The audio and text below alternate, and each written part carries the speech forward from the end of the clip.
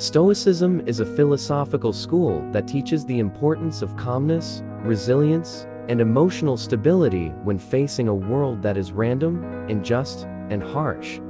Stoicism was initially taught by Zeno of Citium, who had suffered a great misfortune. He lost all his wealth when his ship sank during his journey. He lost everything he had purely because of nature's unpredictable actions.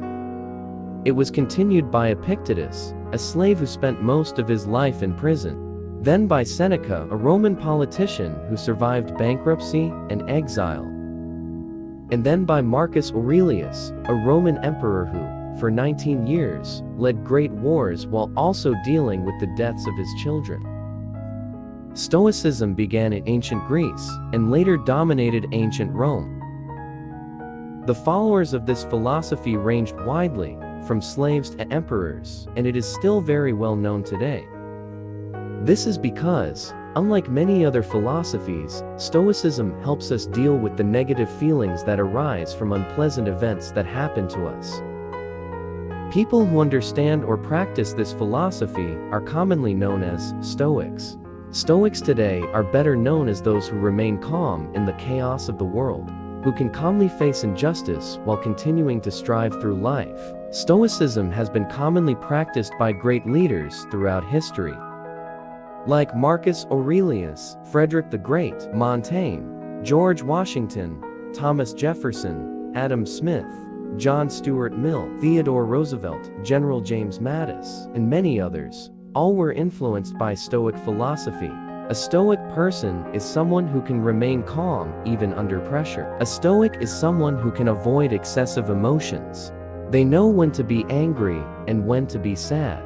And most importantly, Stoic people understand that sometimes anger is a rational response. But in most situations, getting irrationally angry only leads to foolish decisions that end in regret.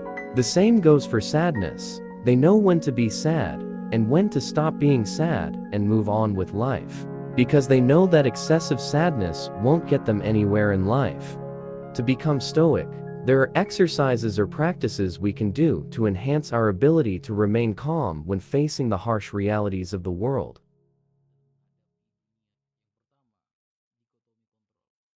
By understanding that there are things we can control and things we cannot control. Sometimes, we worry too much about things beyond our control, which can cause stress and eventually lead to depression. Almost everything in this world is actually beyond our control. We can't control what others think of us. We can't control the weather, traffic, natural disasters, or even death. However, despite that, we can still control how we react to the situations presented to us. Whether an event is sad or unfair is determined by ourselves. As Marcus Aurelius said, "It doesn't harm me unless I deem it harmful. I can choose not to." Why should we be sad about things outside our control? We should focus on the things within our control. This is important not only to improve our focus and enhance our ability to turn expectations into reality, but also to help us accept reality and avoid blaming the world. We can't go back in time to change the things we may have done wrong, but we can change how we perceive the past. No matter how loudly you honk your horn, the traffic won't suddenly clear up. You can't make yourself taller or shorter by 5 centimeters just by wishing for it. No matter how hard you try, you can't suddenly be born in a different country. You can't wish for different parents or a different financial status. The time we spend worrying and hoping for things beyond our control could be better used for things we can control. If someone says you're this or that and you don't like it, you can't change their opinion and hope they never said it. That's beyond your control. But what you can control is how you react to what they said. You decide whether to be sad, angry, or indifferent. It all depends on you. So, try asking yourself every day, in every situation you're facing, and if possible, journal and reflect daily, what is within your control and what is not, and decide how you will respond to those situations. Premeditation of evils is a stoic exercise where you imagine things that could go wrong or fail. Visualize them in your mind as if they've already happened. That the bad things that could happen will happen.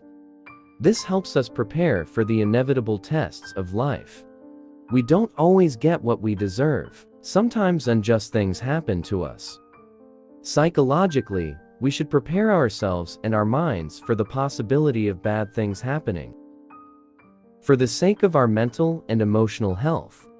When we imagine bad things happening, if they actually do happen, we will feel okay, at least not as sad as if we had never expected the worst. But if those bad things don't happen, we will feel happy because something outside our expectations and something we wanted came true.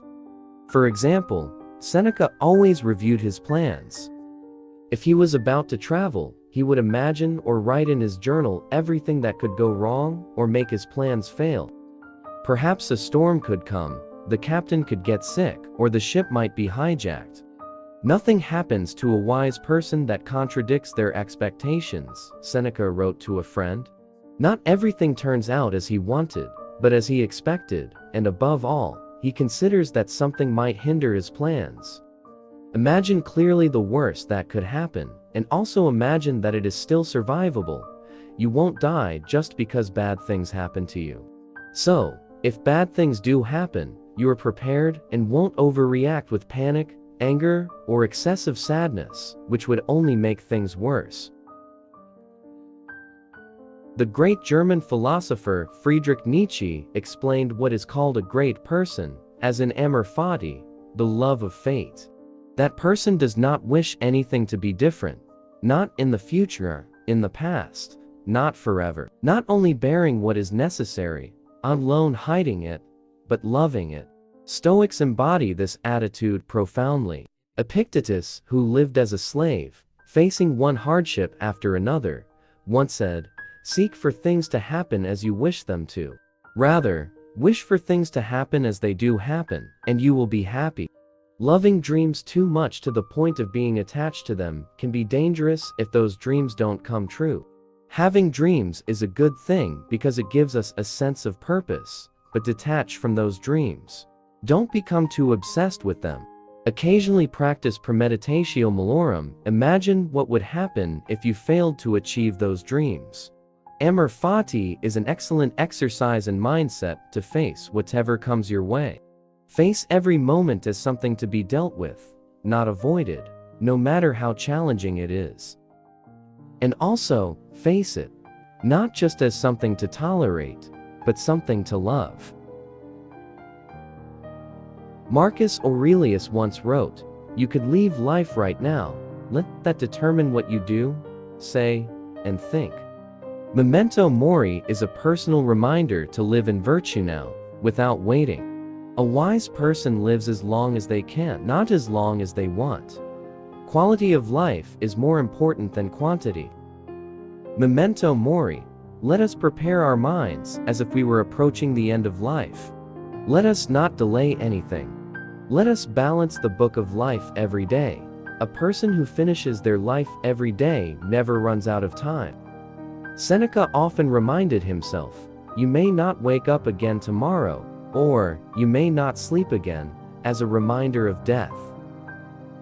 Steve Jobs would beberapa often kali sit dalam down in the seminggu morning, selalu duduk di pagi thinking, hari dan "If today berpikir, were my last kalau day, misalnya hari would ini I be adalah hari happy doing what I terakhirnya, plan to apakah do dia today?" akan senang melakukan hal yang akan dia lakukan di hari itu? If Kalau he dia got a mendapatkan no jawaban answer tidak 3 dalam 3 days in a hari row, berturut-turut, he would dia sit akan and menghabiskan reflect waktunya on untuk what duduk went dan wrong. berpikir, apa yang salah?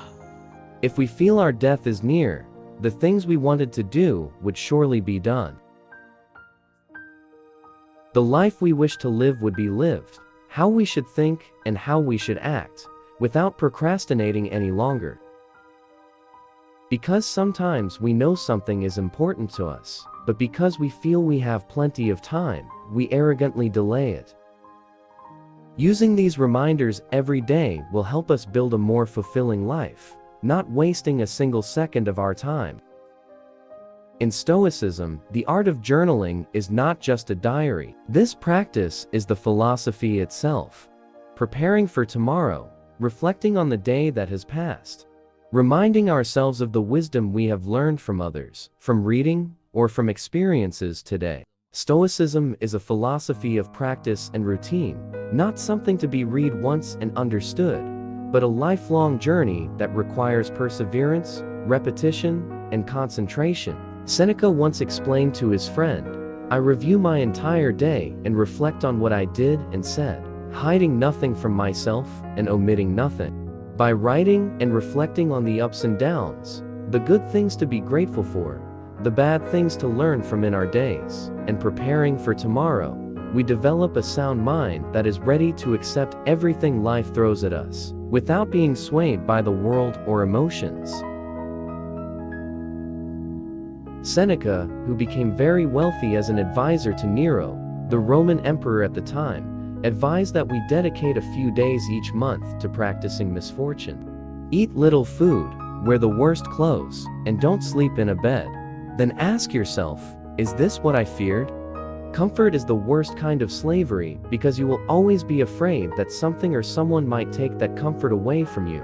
But if you practice misfortune, when it eventually happens in your life, your mind will not be as damaged as it would have been before. Emotions like fear and anxiety come from uncertainty, not from experience. And these emotions can harm our mental state, our decisions, and even our daily lives. The solution is to take action. Yourself familiar with the worst case scenario you fear. Feel what it's like to live with the thing you're most afraid of. Stoicism has an exercise called turning obstacles upside down, which means that every situation or bad event can be transformed into a source of something good.